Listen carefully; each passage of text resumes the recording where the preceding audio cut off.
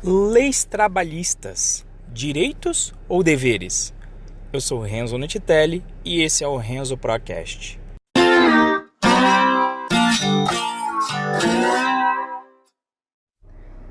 Então, os meus alunos do curso Python Pro, entre as nossas discussões, surge por diversas vezes o tema CLT, consolidação das leis trabalhistas, com o chamado PJ. Na área de TI é muito comum o pessoal ser o que se diz contratado como PJ. E a ideia é que eu combinei com eles de fazer uma live no YouTube, fazendo algumas contas acerca desse tema para mostrar o que compensa, o que não compensa, quais são os casos, etc., para a gente discutir e as pessoas poderem tirar as suas próprias conclusões e decidir então o que é melhor para cada um, dependendo do seu contexto. Mas de toda forma eu decidi começar a gravar aqui essa série de podcast, até essa série que eu vou chamar aí de leis trabalhistas, direitos ou deveres, para a gente discutir do ponto de vista às vezes quantitativo, mas qualitativo e até pseudo-filosófico sobre essa questão. Bom, a primeira coisa é que eu não busquei a etimologia das palavras direito e dever, mas eu gostaria de propor uma definição que eu tenho para mim de direito e dever. Tá? Direito para mim é uma coisa boa, tá? E por conta dela ser boa, ela não precisa ser incentivada ou garantida através do meio de coerção. Eu vou explicar isso, tá? Então vamos supor o direito lá constitucional, o direito de ir e vir.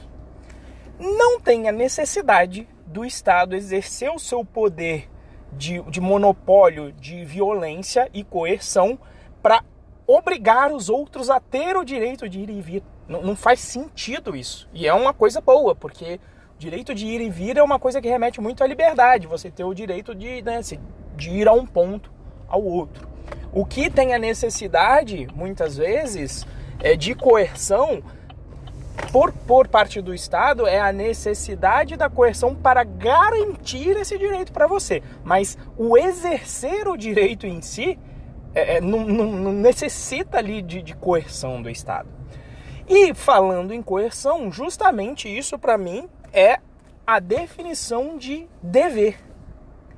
Na parte do dever, aí sim, o Estado tem que agir com o monopólio de violência para te coagir, né, a fazer alguma coisa. Por exemplo, ninguém gosta de declarar o imposto de renda. É um trabalho chato, em que você, inclusive, está fazendo o trabalho do Estado de conferir para poder pagá-lo, inclusive. Uma coisa que até no nome em si também é um imposto, é uma coisa que é imposta em você através da violência, da ameaça de violência e coerção. Caso você não declare o seu imposto de renda, você corre o risco de levar uma multa, de não poder, de repente, tirar determinados documentos, ficar irregular e sofrer uma porção de sanções por conta disso. Então essa, para mim, é a grande diferença entre dever. Entre dever e direito. E uma coisa, o direito é uma coisa tão boa e não precisa de coerção que você pode, inclusive, escolher abrir mão. Vamos supor o direito que às vezes as pessoas têm lá do abono salarial do PIS, que a pessoa às vezes pode tirar até um salário mínimo ou mais lá, depois de um certo tempo, de acordo com as condições de trabalho. Primeiro, não precisa de ninguém dizendo, não, você tem que exercer esse direito de pegar o seu abono. Não, você pode largar lá se você quiser. E você pode, inclusive, abrir mão, falar, não quero receber. Tá bom. Ninguém vai perder nada com isso, né? Não vai ter ninguém lesado com isso. Então a ideia dessa série é avaliar as condições trabalhistas. Eu vou chamar de condições, não vou chamar nem de direito, nem de dever, mas sobre essa ótica.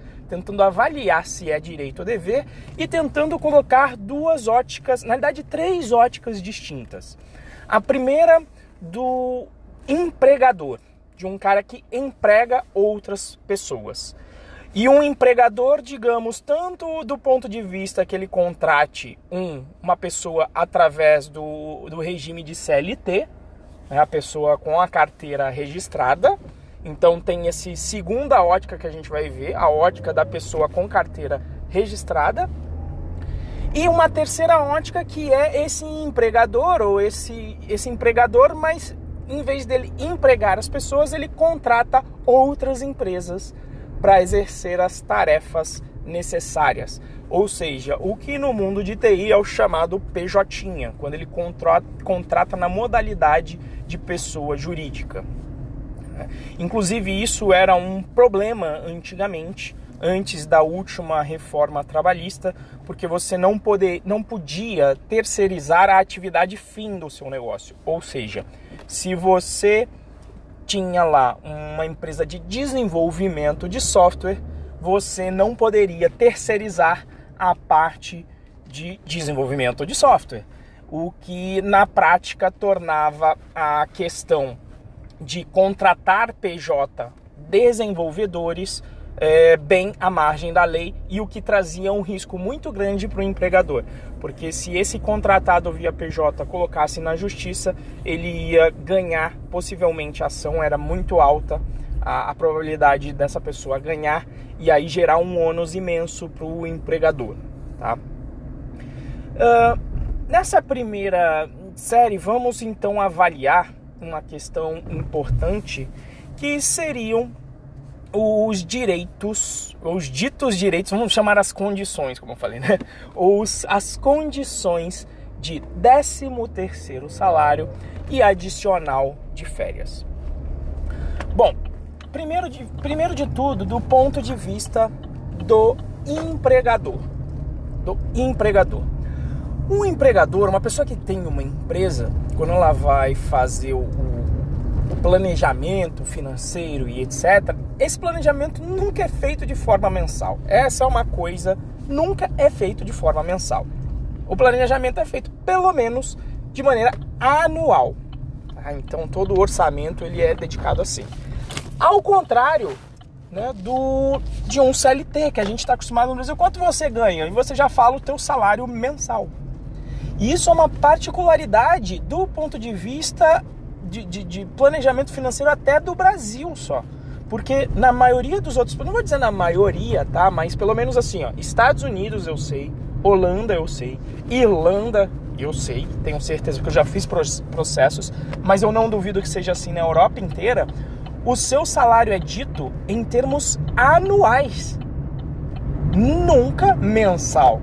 E eu não sei se a nossa história recente de moeda, em que a gente tinha hiperinflação, então falar um valor anual era muito complicado, ou se também as nossas condições de CLT acabam impondo na cabeça das pessoas essa parte do salário mensal. Mas enfim, vamos então sempre tentar olhar pelo horizonte anual, principalmente na ótica do empregador. Então imagine que o empregador ele fez a avaliação de crescimento da empresa dele, das condições, das novas oportunidades e do seu caixa, e ele chega à conclusão de que ele dispõe R$133 mil de orçamento para contratar uma pessoa, seja na forma que for, para desenvolver o seu software. Um software que ele vê a oportunidade. Vocês vão entender depois esse número cabalístico de 133 mil. Bom, se ele for contratar uma outra empresa, um CNPJ, a contratação desse serviço é muito simples. E vamos supor que a frequência de pagamento vai ser mensal. Veja que é a frequência, mas o orçamento é feito de forma anual. Então, se ele for contratar um CNPJ, a operação é muito simples. Bom, eu tenho R$133 mil, eu vou contratar aqui este CNPJ para desenvolver este projeto, Como vai demorar 12 meses para fazer e eu vou pagar mensal, 133 dividido por 12, que vai dar R$ 11.083. Então, maravilha! Enquanto a empresa vai fornecendo este serviço, o empregador vai pagar para este contratado R$ 11.083. R$ 11.083. Desculpa, estava aqui virando com o carro, me confundi. Bom, tudo certo, tudo maravilha. Mas e se ele tiver que contratar CLT e vamos, por enquanto, só considerar 13º e o abono de férias? 13º é um salário a mais, e o abono de férias, ele tem o valor de 1/3 do seu salário mensal. Então, o empregador olha e ele fala, bom, eu tenho R$133 mil disponíveis. E é isso que eu tenho para contratar. Logo, se eu tenho que pagar um salário, 13º, um salário a mais e 1/3 de férias, o que eu vou fazer? Eu vou pegar o montante total e em vez de dividir por 12 para chegar no valor mensal, eu vou dividir por 13,3, que é um 13º mais o 1/3 de férias. Quando eu faço isso, quando ele faz isso, você chega no valor de R$10 mil de salário bruto, sem considerar outras coisas, mas R$10 mil de salário bruto.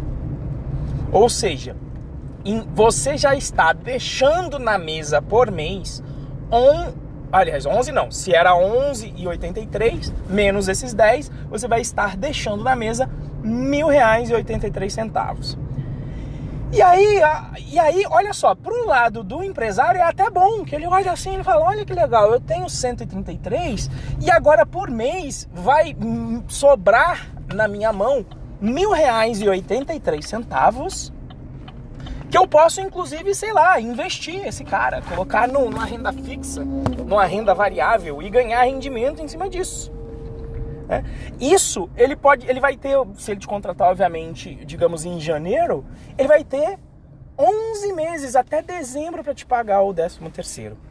E as férias, né, ele tem o período aquisitivo e o período que você goza das suas férias mesmo, o período que tem para ele dar, né, para você efetivar as férias. E essa regra é a seguinte, no primeiro ano você não pode tirar férias porque é o período aquisitivo. Depois, o empregador, ele tem 11 meses para te dar as suas férias efetivamente. Então, no pior caso, vai passar um ano que você trabalhou e mais 11 meses, o que dá praticamente 2 anos para te pagar o primeiro terço de férias e efetivamente te deixar você gozar das férias. Então, ele tem aí mais praticamente 2 anos para investir aquele terço das suas férias. Mas e aí, Renzo? Mas dá na mesma, porque lá no final você vai receber um 13º e de repente isso é até bom, porque aí vem aqueles impostos de início de ano e o Natal também que você tem que comprar os presentes e ficam para você. Mas aí eu falo, a primeira coisa é o seguinte, essa grana das férias e do 13º é um direito ou é um dever? Né? Eu tenho a opção de não querer o 13º e optar para receber tudo em 12 vezes, em vez de receber quebrado aí em 13º, eu não tenho essa opção, a não ser que você vire um PJ. E esse é o ponto todo desse quadro aqui, dessa série. Então você não tem a opção. Se você não tem a opção no regime de CLT de abrir mão disso, para mim é dever, não é direito. E aqui ainda tem uma peculiaridade. Olha o quão bom é este dito direito que para mim é dever.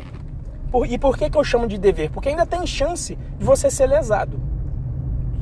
E eu sei disso porque, obviamente, eu já trabalhei como CLT, mas eu já vi a minha mãe trabalhando e se dar mal nessa questão. Suponha que você foi contratado em janeiro, né? E aí em novembro, no finalzinho de novembro, né, ou de preferência antes do 5º dia útil de dezembro, que em geral é no 5º dia útil que você costuma receber o seu salário, a empresa do empregador fale. a empresa fale.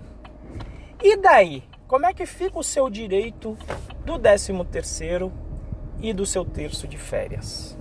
Como é que fica essa questão? Então, aí você vai ter que colocar na justiça para receber, mas se a empresa faliu, às vezes é complicado de receber. Minha mãe teve um processo trabalhista aí que durou 10 anos. Você tem fôlego aí de ficar esperando 10 anos, colocar advogado, e o advogado vai te levar já 30% nessa toada toda, né? Sendo que para o contratante, para quem foi contratado via PJ, né, via pessoa jurídica, esse risco não existe, porque você está recebendo mês a mês, você está recebendo lá R$11.083. Se por acaso chegar dezembro e o cara falar, fali, não vou conseguir te pagar, fala, beleza, acabou aqui, eu já recebi pela parte que eu fiz e tá tudo certo. Então é mais ou menos por aí essa pegada dessa série que eu vou fazer, né? Então nesse primeiro episódio eu queria definir bem, né, direito e dever. Se você está achando que só porque alguém disse que uma coisa é direito, é legal e é bom para você, e se você está achando que inclusive nesse contexto o 13º e o terço de férias é um direito bacana, você não está sendo um pró, não está sendo um profissional.